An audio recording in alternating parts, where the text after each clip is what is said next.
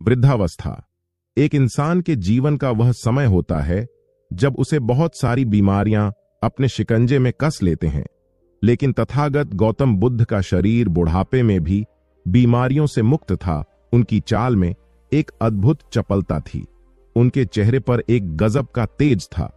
जब वह घंटों ध्यान में बैठे रहते थे तो उनकी रीढ़ एकदम सीधी रहती थी। वह थकते नहीं थे। रात को सोते समय जिस अवस्था में वह होते थे, सुबह उसी अवस्था में उठते थे। ऐसा प्रतीत होता था जैसे उनके जीवन में कोई कष्ट, कोई दुख, कोई रोग या फिर कोई भी तनाव नहीं है। उनका प्रत्येक शिष्य इसी तरह के जीवन की कामना करता था। एक दिन तथागत के एक शिष्य ने तथागत से सवाल किया। उन्होंने कहा कि हे तथागत, एक भिक्षु का पूरा जीवन भिक्षा पर व्यतीत होता है। भिक्षा में उसे जो कुछ मिलता है उसी को खाकर वह अपना भरण पोषण करता है। बहुत बार तो एक भिक्षुक के शरीर की मूलभूत जरूरतें भी पूरी नहीं होती, उसका पेट भी पूरा नहीं भरता। लेकिन जब आपके शरीर को देखता हूं तो मुझे बड़ा आश्चर्य होता है। इतना अल्पाहार भोजन करने के बाद भी आप इतने चुस्त, इतने फुर्तीले और इतने तेजवान कैसे हैं? जबकि दूसरी तरफ मैं नगर के राजाओं को, सम्राट को देखता हूं तो उनकी तोंद निकली रहती है। बहुत बार वह वैद्य और हकीमों को बुलाते रहते हैं, यानी कि उनका स्वास्थ्य भी ठीक नहीं रहता। जबकि उनके पास तो सारी सुख सुविधाएं हैं। जिस प्रकार का व्यंजन या फिर जिस प्रकार का भोजन वो करना चाहे वैसा भोजन वह कर सकते हैं, या फिर जिस प्रकार का भोजन वह करना चाहे वैसा अपने रसोइये से बोलकर बनवा सकते हैं। लेकिन बावजूद इसके शरीर की पड़ाव से वह बहुत परेशान रहते हैं। मैं बहुत राजाओं से मिला हूं, बहुत बड़े बड़े लोगों से मिला हूं, तो इसके पीछे क्या रहस्य है कि एक भिक्षुक जिसको पूरा भोजन भी नहीं मिलता वह स्वस्थ होकर अपना जीवन जीता है, और दूसरी तरफ जिनके पास सारी सुख सुविधाएं हैं वह अपने जीवन में शारीरिक कष्ट और पीड़ाएं भोग रहे हैं। तथागत ने बड़ी ही सौम्य मुस्कुराहट के साथ उत्तर दिया कि मनुष्य जीवन पर्यंत भागदौड़ में लगा रहता है। ऊर्जा हमें किसी विशिष्ट भोजन से नहीं मिलती है, बल्कि हर भोजन ऊर्जावान हो सकता है। तुमने देखा होगा कि जो लोग रूखा सूखा भोजन खाते हैं वह भी अक्सर शारीरिक रूप से मजबूत पाए जाते हैं, और जो लोग किसी विशिष्ट प्रकार का भोजन यह सोचकर करते हैं कि इसे खाने से हमें ताकत मिलेगी, हमारे शरीर को ऊर्जा मिलेगी, तुमने देखा होगा कि ऐसे लोग अक्सर बीमारियों से ग्रस्त पाए जाते हैं। सवाल हम किस प्रकार का भोजन करते हैं यह नहीं है, बल्कि असली सवाल यह है कि जो भोजन हम करते हैं वह किस प्रकार करते हैं। भोजन का सही इस्तेमाल हम कर भी पाते हैं या नहीं कर पाते। जरूरी होता है कि भोजन करने के नियम हमारे जीवन में अपना लिए जाए, ये ताकि साधारण सा भोजन भी हमारे शरीर को वह ऊर्जा प्रदान कर सके जो हमारे शरीर के अंगों को सुचारू रूप से चलाने के लिए आवश्यक होते हैं। शिष्य ने बड़े आश्चर्य के साथ पूछा कि हे तथागत, मैं आपकी बात का अर्थ समझा नहीं।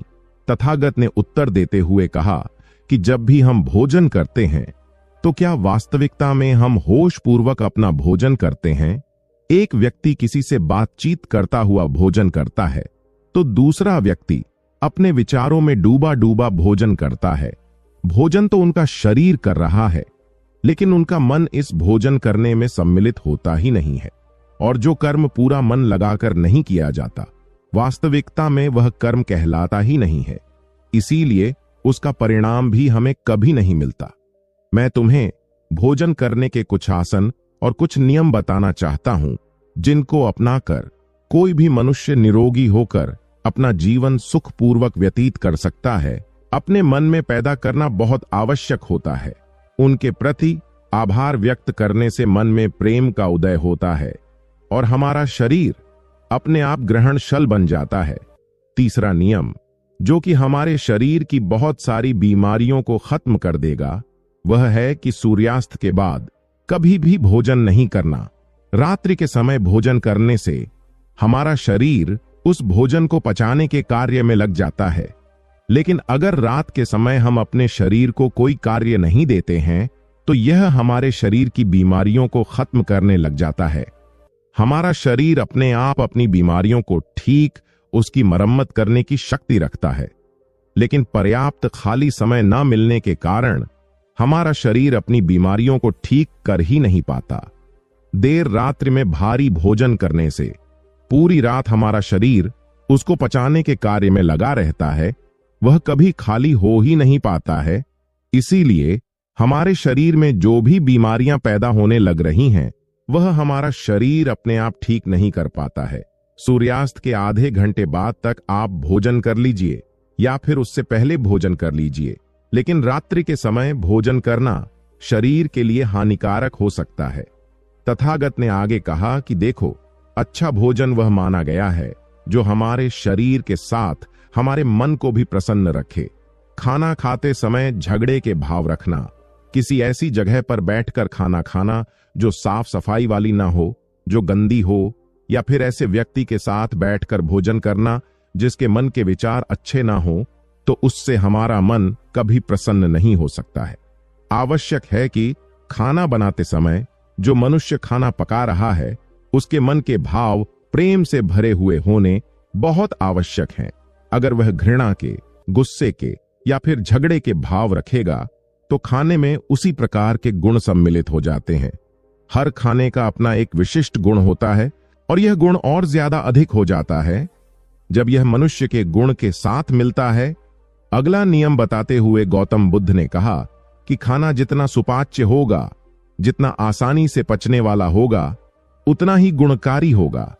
साधारण भोजन हमेशा सुपाच्य माना गया है। इसीलिए तुमने अक्सर मुझे दाल भात खाते हुए देखा होगा, क्योंकि यह सबसे साधारण भोजन है जो बहुत सुपाच्य भी है और हमारे शरीर को ऊर्जा भी प्रदान करता है। और यह भी ध्यान रखने वाली बात है कि जो खाना दूसरे जीव को प्रताड़ित कर कर बनाया गया है, यानी कि मांसाहार, उससे हमारा मन कैसे प्रसन्न हो सकता है। जिस जीव को मारते वक्त यातनाएं दी गई हों, जिसको कष्ट पहुंचाया गया हो, आखिरकार उसके मांस में भी तो वही गुण मिलेंगे। इसीलिए साधारण शाकाहारी भोजन हमारे शरीर के लिए सबसे उपयुक्त होता है। भोजन करने का अपना एक विशिष्ट आसन होता है। तुमने मुझे बहुत बार भोजन करते हुए देखा होगा, लेकिन हर बार मेरा भोजन करने का आसन एक ही रहता है। मेरी रीढ़ हमेशा सीधी रहती है। मैं शांत जमीन पर बैठकर भोजन करता हूं, लेकिन जो लोग जमीन पर नहीं बैठ सकते हैं किसी कारणवश, तो उन्हें अपनी रीढ़ तो सीधी हमेशा अवश्य रखनी चाहिए, क्योंकि जब खाना पेट में पहुंचता है तो जब हमारी रीढ़ सीधी होती है तो वह बड़ी आसानी से सीधा हमारे पेट में पहुंच जाता है। और अगर हमारी रीढ़ मुड़ी हुई होगी तो हमारा पेट भी सिकुड़ा हुआ होगा, जिससे कि वो खाना ठीक प्रकार से भोजन नली से होता हुआ हमारे पेट तक पहुंच नहीं पाता है। तथागत ने अपने जीवन का एक किस्सा सुनाते हुए उस शिष्य को बताया कि एक बार मेरे पास एक सम्राट पहुंचा। वह अपने पेट से बड़ा परेशान रहता था। जब वह मेरे पास अपनी समस्या लेकर पहुंचा तो मैंने उनको बताया कि राजन, एक सम्राट के जीवन में शारीरिक मेहनत तो बहुत कम होती है, लेकिन वह भोजन बहुत अच्छा करना चाहता है। इसीलिए धीरे धीरे उसके शरीर का वजन बढ़ने लगता है, क्योंकि जब हम खाना खाते हैं तो शरीर की उतनी ऊर्जा भी बाहर निकलनी आवश्यक होती है, वरना तो वह ऊर्जा हमारे शरीर को फैलाना शुरू कर देगी। इसीलिए उस सम्राट का पेट बहुत अधिक निकला हुआ था। तो मैंने उनको सलाह दी कि पहले तो जो भी बावर्ची आपका खाना बनाता है उसको बोलिए कि ज्यादा मिर्च मसालों वाला भोजन ना बनाएं और हल्का भोजन रखें।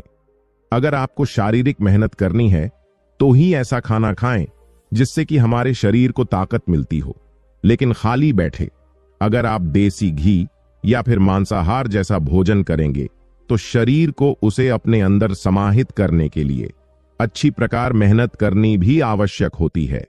अगर तुम मेहनत नहीं करना चाहते हो तो इस प्रकार का भोजन करना छोड़ दो।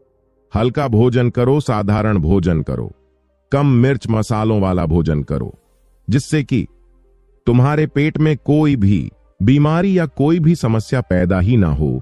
शिष्य ने बड़े ही कृपा भाव से अपने हाथ जोड़कर तथागत को प्रणाम करते हुए कहा कि हे तथागत, सब कोई हमें यह तो बताता है कि हमें किस प्रकार का भोजन करना चाहिए, लेकिन भोजन करने के क्या नियम होते हैं, भोजन किस प्रकार करना चाहिए, उसके क्या आसन होते हैं, वह आपने आज मुझे अच्छी तरह से समझा दिया है।